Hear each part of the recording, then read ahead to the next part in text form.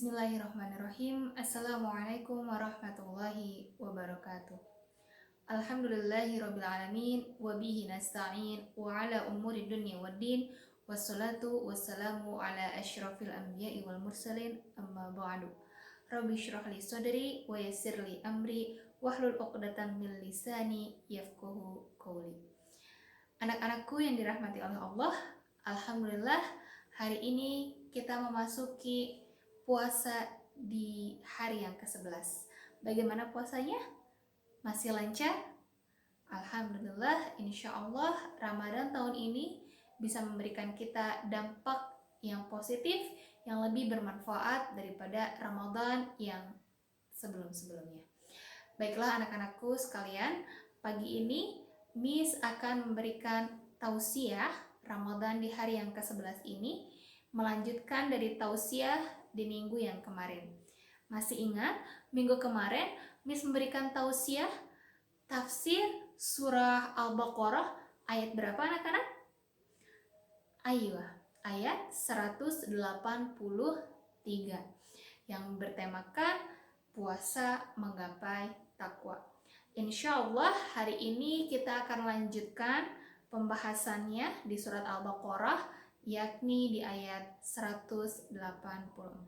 Baiklah anak-anak, Miss akan bacakan surah Al-Baqarah ayat 184 terlebih dahulu. Silakan simak baik-baik ya.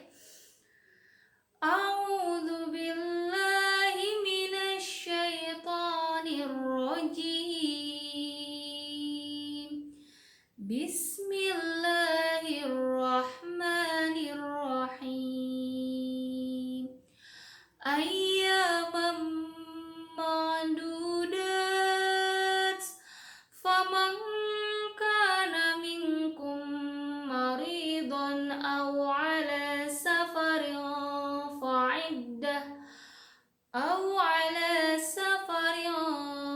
fa'iddatum min ayyamin ukhar wa 'alal ladzina yutiqunahu fidyatun ta'amu miskin faman tatawwa'a khairan fahuwa khairul lahu wa an tasumu khairul lakum in kuntum ta'lamun. Shadaqallahul azim.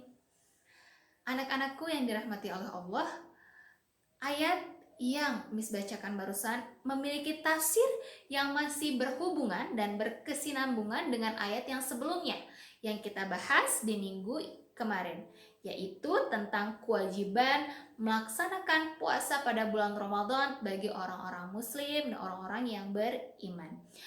Namun, meskipun puasa pada bulan Ramadan seperti yang kita ketahui hukumnya adalah wajib untuk semua umat muslim, untuk semua umat yang beriman kepada Allah tanpa terkecuali, namun Allah yang Maha Bijaksana memiliki rukhsah atau keringanan bagi orang-orang tertentu untuk meninggalkan puasa Ramadan.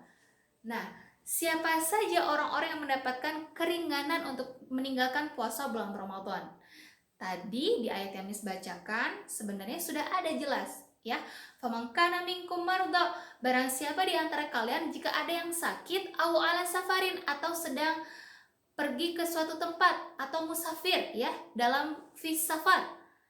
Nah, itu boleh tidak mengikuti puasa pada bulan Ramadan, tapi wajib menggantinya di hari-hari yang lain ya, di luar bulan Ramadan. Boleh dimulai ketika sudah memasuki bulan Syawal. Ketika 2 Syawal pengen cepat-cepat hutangnya dilunasi, itu boleh sekali. Nah, memang tidak ada penjelasan yang sejelas-jelasnya mengenai jenis sakit ataupun jarak yang ditempuh oleh seorang musafir mengenai rukhsah ini ya, mengenai keringanan ini, sehingga para ulama memberikan ijtihadnya ya, yang dikelompokkan masing-masing sebagai berikut ya. Yang pertama, diperbolehkan untuk tidak berpuasa dan menggantinya di hari yang lain untuk orang yang sakit apapun, ya. Jadi sakitnya boleh sakit yang ringan atau sakit yang berat, ya. Dan juga tidak ada jarak minimal selama perjalanan tersebut merupakan perjalanan yang diridhoi oleh Allah. Perjalanan yang positif, ya. Perjalanan li'ila'i kalimatillah.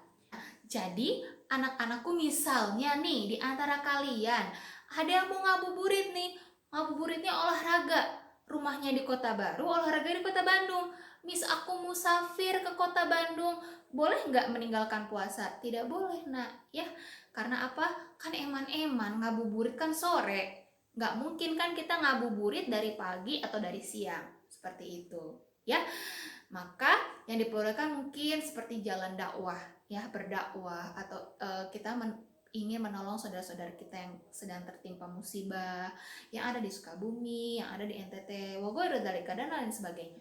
Pendapat yang kedua yaitu diperbolehkannya untuk tidak berpuasa dan menggantinya di hari yang lain itu bagi orang sakit yang benar-benar merasa kesulitan, merasa it's too hard to me gitu loh untuk puasa. Itu boleh, ya.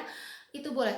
Karena ngerasa badannya lemas dan sangat susah untuk puasa, karena lagi dehidrasi dan lain sebagainya, itu boleh meninggalkan puasa, ya. Dan ijtihad inilah yang disetujui oleh sebagian besar ulama tafsir. Yang ketiga, diperbolehkan untuk tidak berpuasa bagi orang-orang yang sakit. Yang sakitnya itu benar-benar mempengaruhi kesehatannya, mempengaruhi keselamatan jiwanya. Dan yang untuk musafirnya ada batasan minimal, yaitu batasannya kurang lebih 16 farsakh, ya. 16 farsakh kalau kita convert ke kilometer kurang lebih 80 kilometer, maka baru boleh meninggalkan puasa dan mengganti di hari lain, ya. 3 pendapat tersebut merupakan ijtihad dari para ulama. Jadi anak-anakku, silakan jika memang sedang tidak enak badan tapi merasa masih kuat, bismillah mau puasa, nggak apa-apa.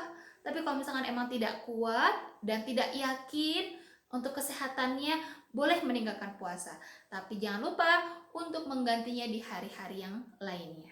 Ya, seperti itu. Lalu, di ayat 184 juga terdapat keterangan bahwasanya bagi siapa yang tidak mampu berpuasa dan sangat berat untuk puasa, tidak mampu melakukannya lagi, boleh menggantinya dengan membayar fidyah. Oke, anak-anakku, fidyah merupakan kata yang berasal dari bahasa Arab. Kata dasar dari fidyah adalah fada, yang artinya mengganti atau menebus. Nah, ada beberapa kriteria orang yang tidak wajib untuk mengganti puasa Ramadan, tidak wajib mengqadha puasa Ramadan, cukup membayar fidyah saja, ya. Apa sih kriterianya? Kriterianya ada 3. Yang pertama, orang yang tua renta yang sudah tidak sanggup lagi, tidak kuat lagi untuk melakukan puasa. Nah, anak-anakku kan masih sehat bugar insya Allah, ya. Semuanya sehat, semuanya kuat, kita semua diberikan kesehatan oleh Allah.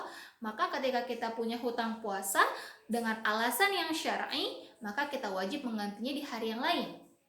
Nah, kategori yang kedua adalah orang yang sedang sakit yang kemungkinan untuk sembuhnya itu sangat kecil, sangat minim. Jadi boleh tidak berpuasa tapi diganti dengan membayar fidyah. Yang ketiga, ibu hamil dan menyusui yang khawatir akan dirinya atau bayinya. Mungkin anak-anakku bertanya-tanya, ya, fidyah itu bayarnya kayak gimana? Kita bayarin ke siapa? Berupa apa? Ya. Nah, yang Miss bacakan ayat yang tadi, wa 'alal ladzina yutikunahu fidyatun ta'amu miskin. Ya, yang artinya mereka ini 3 kriteria yang tadi udah Miss jelaskan, itu wajib membayar fidyah berupa makanan, memberi makan ke orang-orang yang miskin sesuai dengan jumlah hari yang ditinggalkan. Misalnya ada seorang kakek atau seorang nenek yang sudah tua renta, tidak kuat untuk melakukan puasa. Nah, meninggalkan puasa tuh selama 1 bulan penuh, yang kurang lebih 30 hari, ya, puasa Ramadan 30 hari. Jadi, cara menggantinya yaitu memberi makan selama 30 hari, ya. 30 hari anggap aja 30 orang miskin. Perharinya boleh dihitung sesuai dengan makan. Ya, misalnya makan per hari ketika buka puasa takjilnya 5.000, terus makanan utamanya 20.000, terus dessertnya 10.000, 35.000. Maka 35.000 ini dibelikan makanan boleh. Diberikan makanan atau gandum ya, ketika zaman Rasulullah itu gandum. Tapi ketika sekarang kan boleh beli makanan jadi ya, dari appetizernya misalnya sama main course-nya terus dessertnya. Jadilah itu satu makanan yang lengkap, berikan kepada orang miskin. Berarti wajib memberinya berapa? 30, sesuai dengan jumlah hari yang ditinggalkan. Nah, misalnya Miss boleh nggak ngasihnya lebih? Justru sangat boleh ketika kita mampu membayar fidyah. Misalnya utang fidyahnya cuma 30 nih, tapi kita memberinya 40 atau 50. Itu bahkan lebih bagus. Karena apa? Sisanya nanti akan Allah anggap sedekah. Hakadah. Jadi kesimpulan di sini adalah meskipun puasa Ramadan ini hukumnya mutlak wajib dilaksanakan untuk semua umat muslim yang ada di bumi ini, ya, yang ada di muka bumi ini yang masih hidup diberi nyawa oleh Allah, kenikmatan sehat, maka wajib untuk berpuasa, kecuali orang-orang yang sudah tadi Miss jelaskan. Musafir atau dalam perjalanannya harus dalam kegiatan yang positif. Kalau perlu bernilai ibadah, li'ilai kalimatillah. Ingat, bagi anak-anakku yang female students yang mungkin sudah balik dan punya masa-masa tidak berpuasa, jangan lupa untuk menggantinya segera sebelum nanti Ramadan tahun depan datang lagi ya, karena hukum mengganti puasa di bulan Ramadan itu wajib. Selama kita mampu mengerjakannya, kita cicil, jangan ditunda-tunda nanti ke bulan Ramadan lagi. Jadi nanti dosanya ditanggung lagi. Nauzubillah min dzalik ya. Jadi pesan Miss itu saja untuk anak-anakku semua. Semoga apa yang Miss sampaikan bermanfaat untuk kalian semuanya. Jika ada kesalahan, salah kata, salah bicara, salah nada dan lain sebagainya, Miss mohon maaf ke kalian semua. Segala kelebihan hanya milik Allah semata dan kekurangan datangnya dari Miss. Syukran ala kulli ihtimam minkum jami'an. Wassalamualaikum warahmatullahi wabarakatuh.